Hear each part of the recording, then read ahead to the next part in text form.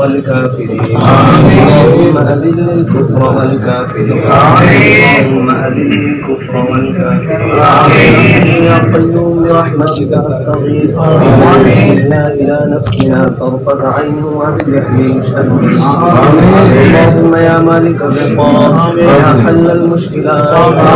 يا إلهي إنك على كل شيء قدير ربنا لا تؤاخذنا إن نسينا أو أخطأنا ربنا ولا تحملنا ما لا طاقة لنا به واعف عنا واغفر لنا وارحمنا أنت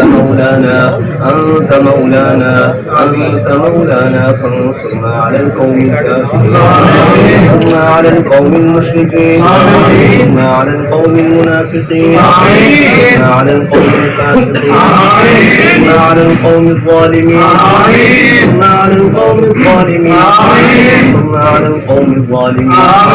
الله تعالى على حبيبه واصحابه اجمعين من سب نبيا